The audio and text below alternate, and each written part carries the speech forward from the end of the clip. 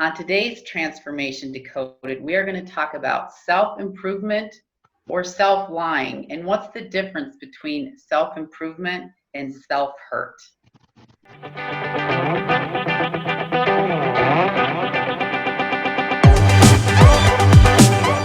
Hi, I'm Lee Woodward, one of your three co-hosts of Transformation Decoded, and I am joined with our two co-founders, Isabel Banerjee and Jackie Ulmer. And today we're going to take on a topic that I think always has a positive connotation, self-improvement.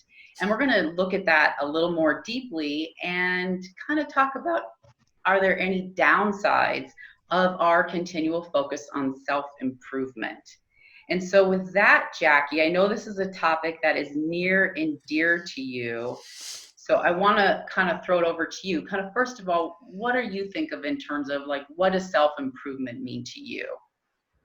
Yeah, it's a great question, one that I do love. And it's kind of funny. I am the type of person, I was born an optimist. I always describe myself as a happy person. And so whenever you hear that question, is the glass half empty or half full? I'd always say it's overflowing. Like I saw myself as the most positive person. And then in 1997, actually, in January of 1997, a box of books showed up on my doorstep. I won't get into the details of that. And I pulled out a book called Mach 2 with Your Hair on Fire, which was such a bizarre title, which is why I picked it out of all the books to read through it.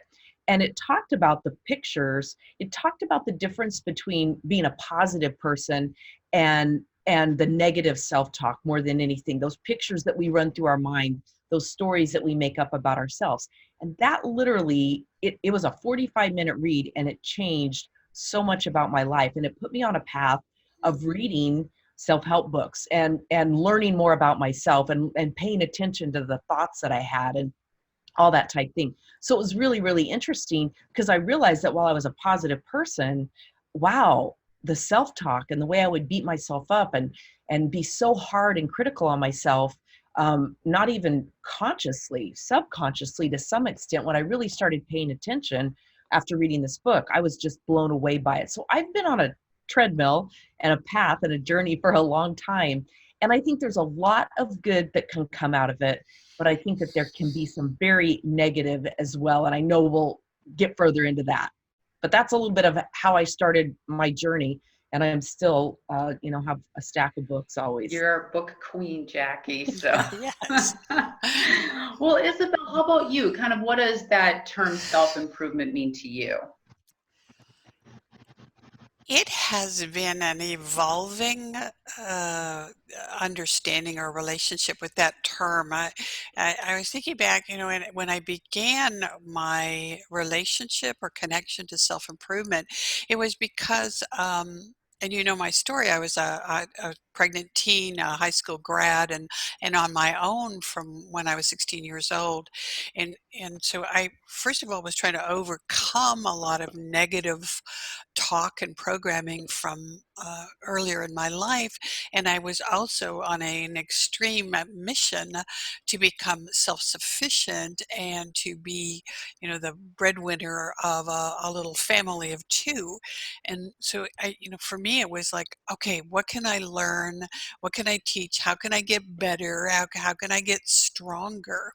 And so initially, it was very, very inspiring for me to know that there were resources out there that I didn't have that education or hadn't had that experience, or I didn't have role models around that area, and I could just digest all of those books. And back in my days, it was cassette tapes that I could listen to on my Walkman and go, okay, yeah, wow, that makes me smarter. That makes me, more employable. That makes me more confident. That makes me a better mother, whatever it was. So, but the journey, as I said, it's an evolutionary process. So I'll share more about that later.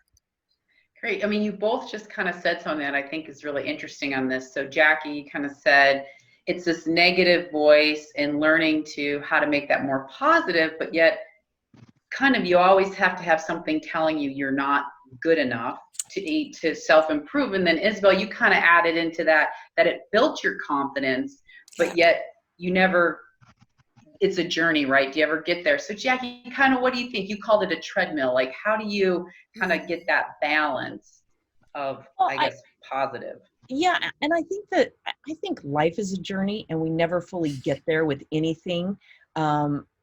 I don't know if we're programmed as human beings, and social media's only made it worse. You know, Mhm. scrolling the news feed and paranoia, things we've talked about before, how we compare ourselves to others, and do we measure up, and are we smart enough, are we good enough, imposter syndrome, all that type stuff. But what I have learned for myself is um, being aware and paying attention and not letting my monkey mind run away with itself. That doesn't mean that it doesn't on a regular basis. In fact, it did last night on a topic. And I finally had to like, whoa, pull the reins in and say, stop already. Like, why are you going down this path, you know? And I just kind of took a step back and all of this in my mind and analyzed what was it, what was the triggering point, what made me go off the deep end, so to speak, and go down the negative path. And is it true, you know, I have that series of questions, much of which I've gotten from Byron Katie's work and on Abraham Hicks and a lot of stuff that I've done since 97. It's been a lot of years, almost 30 I guess, working on that type stuff. So you know, just really uh paying attention, just being aware. And I think we can spend way too much time with way too many books that basically tell us the same thing, way too many cassettes, now CDs, MP3s, webinars, TED Talks, you know, you go down the list, whatever it is, that basically reaffirm what we're looking for. We're looking for validation, which is for parking, as I've mentioned before. But we're looking for something outside of ourselves. And the bottom line with that is, I think deep down we know what those answers are if we'll just calm our minds and listen to our own intuition. You know, we can shift that to a positive thing instead of getting so caught up. Because I think even with self-help, we can begin to, I think where it turns into self-hurt, which I know we'll get further into that, is when we start comparing ourselves to the stories in the books. It's like, well, I read The Secret and my Maserati did not show up in my driveway in 2 months. I'm saying, you know, those kind of things. And that can take us down a worse path. Yeah. Isabel, how about you? I mean, how do you balance that kind of keeping your confidence going, but still having the drive to improve? Well, I was thinking, while Jackie was talking, that it's certainly become more, I think, more difficult for a lot of us because uh, 30 years ago we had a whole lot less awareness about the choices out there, about when self-help or self-improvement became self-doubt. And today with social media and they're just like the constant bombardment, she said comparanoia, Jackie, there are too many opportunities to be told where you fall short, where you're not good enough, and where you should you know, like I call it, the "we fix you" industries are selling to us constantly on how you can be a better speaker, how you can do better video, how you can write better, how you can dress better, how you can, you know, oh, geez, even just looking at how you can eat better at a restaurant when you look at everybody's Instagram feed, all right? Or right now, because people are sheltering at home, how your closet can be better because everybody's, you know, doing the Marie Kondo thing. So that's where, you know, where my shift has come to now about at what point am I good enough exactly as I am, and at what point have I just gotten carried away with the latest trend or the latest repackaging of an idea? Because as we've discussed, you know, there really isn't anything new, but we are finding new ways to brand it and present it and new formats to do it in. And I feel that. Yeah, of course, I love, I'm a learner too, like the three of us are. And so I want to know if there's another way that I can ratchet up my own abilities and my own skills. But I also hope that my friends around me will rescue me when I'm going too far into, okay, I better learn how to do that, and I better take that project on, and because I am a doer, to be there. So I think that's where maybe the self-hurt part can come in, when we take on too many ways to improve ourselves and get overwhelmed because it's too much, and we fail and we quit, whatever it is. And then it begins that cycle again of not good enough. Well, we Right. quit, and sometimes we never actually even start. It's like Yeah. going, from one, if you, it's kind of like The Secret, bringing it back to that, like so many Mhm. people at the end of it, it was this big phenomenon. And then all of a sudden it was like, well, again, like my Maserati didn't show up. Oh, we have to take action. You can't just sit around and think about it all day. Ultimately, something has to inspire you to get into action to create whatever. And I think that's where so many people do fall short. And Lee, you brought this up, but we start down that path of self-development, self-improvement, reading, whatever. But if we don't ever do the work, we're not going to get there. And that Right. just brings us down even further, Mhm. almost. There's something really wrong with me now because I've read that book and it's not happening. Yeah, and we talked about self-hurt, and there's also the flip side of that. Sometimes we don't stop doing things. So I had said when we were talking about this, like one of my examples for my personal self was I ran because I believed in my head the story I told myself was I made myself better, that I made myself healthier. And then it was like, whoa, I've been hurting myself with that story of what would improve me and what Right. made me better was so strong that I actually could push away that hurt. Now that was physical pain, but it hurt at some degree. So Mhm. we talk so much about these stories, and Jackie, you started out there, monkey brain and everything that just kind of they take the keys and drive that Maserati. We're not even driving it. We hand the keys over to someone. Yeah. Right. Yeah. Yeah, I mean, so what do you guys think about? Let's dig a little bit more into self-hurt because I think that that's a tougher distinction, and sometimes it means starting something or stopping something. You guys have any personal experiences you could share with that? But I really like to remind people that I think the most successful thing that we can do is, once we've tried something and you get into it for enough, you go, no, that really isn't me. It's not what I like, or it's not what I thought it was going to be. To give yourself permission without condition to say, I'm out, I'm done, and that there shouldn't be any stigma outside. Well, it does, first of all, shouldn't matter what external people think. Yeah, and I'm still working on that one.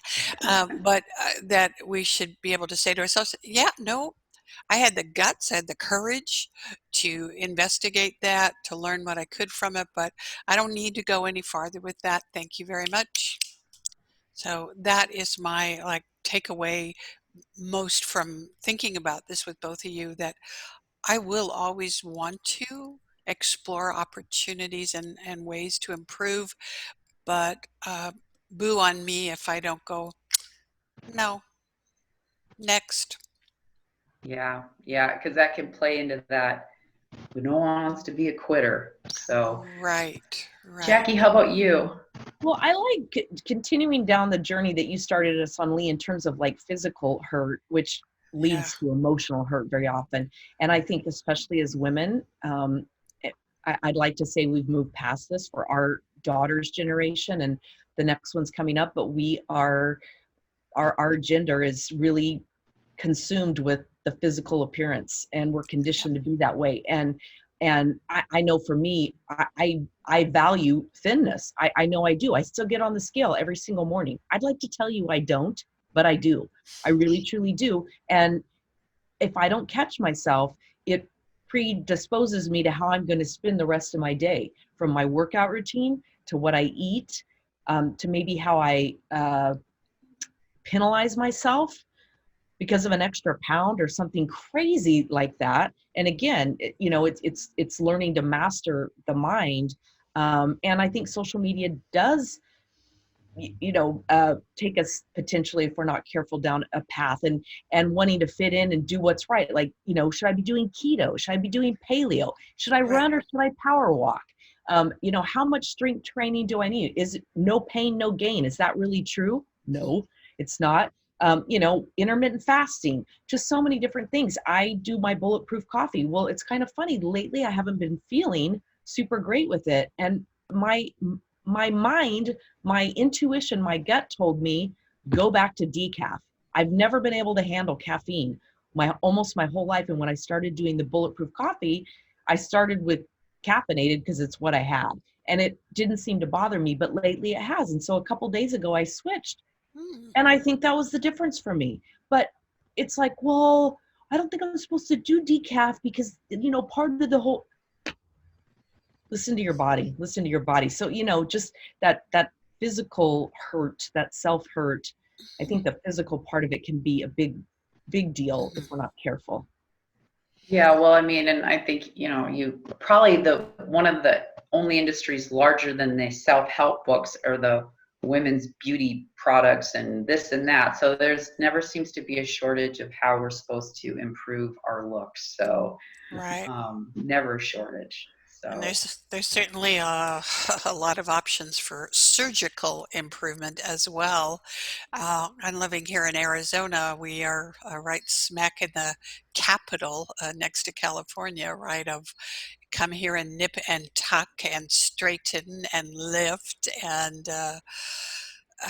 it becomes when does body self-improvement become body dysmorphia, yeah. and how dangerous that.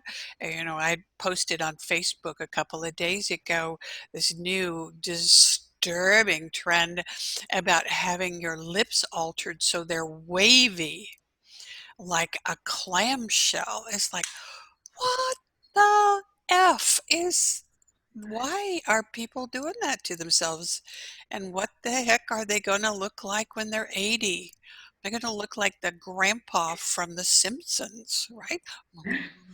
Yeah, and then for us women, it's all that balance of when do we become judgmental? When is it healthy? When is it not? And it's like a Right. balancing act, I think, constantly for us of how we decide what's good. I think the business we all should get into, though, I do believe, is tattoo removal, because Yes. I think that is going to be quite the business.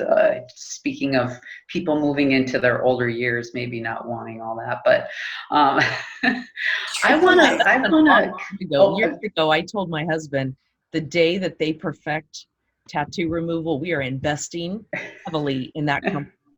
I've seen young kids walking around with girls' tattoos, names on their necks and stuff, thinking, oh, holy cow. Yep. So I have one fully tatted child and one that's not one. So, each of their personalities. So I want to end on something that came up, get your thoughts on something that we haven't quite talked about, because we've been focusing, and I was focused on kind of the improvement versus hurt. When are you kind of deceiving yourself? But there's a word in there that is self-hurt, self-lying, self-improvement is self.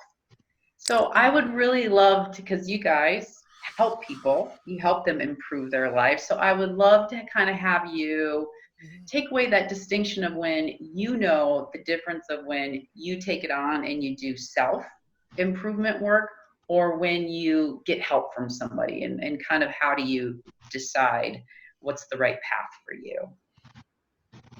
And Jackie, I'll start with you. You mean like seeking help outside of your own ability? Yeah, like self-help implies that I'm going to do it on my own. And when do you know to ask for help and get support outside of self-help? That's a great question. Yeah. I think it's, again, intuitively, I think we have all the answers. And I think that we also know if we pause and we ask the question, is this something I can handle, or do I need help and support? That could be going to a good friend. That could be seeking a therapist. That could be hiring a tutor, depending on, what it is that you're looking to self-help in. but I think there's real power in owning when you're truly stuck. Yeah. And whether it's that somebody can expedite it, or it's something that you're spinning your wheels at, and you can outsource it and do better, or whether it's somebody who can walk you through a mindset that you're having, some type of emotional challenge, anything like that. I think it's being okay with acknowledging that we all need help at certain times and in certain areas, and that's not a weakness, that's a strength. Great. Isabel, how would you would you like to close out for today? Great to think about this in that context of self versus do it yourself, do it on your own, as a catalyst. My great joy is that I'm not providing the ingredients for the individual, that they already exist, that those are the strengths, the characteristics, the goals, the desires within that individual's own choice. But as a catalyst, I just help them to create the reactions to affect the change. And that's what the three of you, we do in our mastermind. And we all come to the table with our own stuff, ourself, and we just help each other by adding the little bits of ingredient or fuel or the starter, the thought starter, which is always one of our best tools, so that each of us individually um, get to where we want to go. Right? We're not being drugged by somebody else, or living somebody else's lives. We're living our own best lives. But there are times we just need an inspiration, a catalyst to push, or even just to say, what are you thinking? you know. So yeah, collaboration and catalyst. That's what I'm looking for when I get my posse around me, and I want to do some self-help. But it's always a lot more fun to celebrate too with people after I have achieved that next level of personal growth. It's great. I was starting to get a theme of C words for you, Isabel, just like Yeah, I Jackie's F know. words. They're I starting know. to come out there. I love it. I love it. I know. It's Jackie got me going on the alliterations. So That's You might great. need some Well, as with self-help with that. yeah. yeah, yeah, yeah, Oh, well, as with all of our topics, it seems like the discussions could go on for hours, yeah. probably days. Hmm. And so we hope that you truly enjoyed this discussion. And especially right now in this time, there's a lot of focus on self-improvement. How do we want to come out stronger, better? And hopefully just gave you some food for thought on how to think about self-improvement versus self-hurt, and when you can do it alone and when to get your tribe around you. If you enjoyed this discussion, you want to hear other discussions, please subscribe to our YouTube channel. Go out and find us on Facebook, Transformation Decoded, and join our community there. And as always, any comments are very appreciated, especially if you have topics you want us to discuss. Until next time, have a wonderful day. We'll see you. Bye. Bye.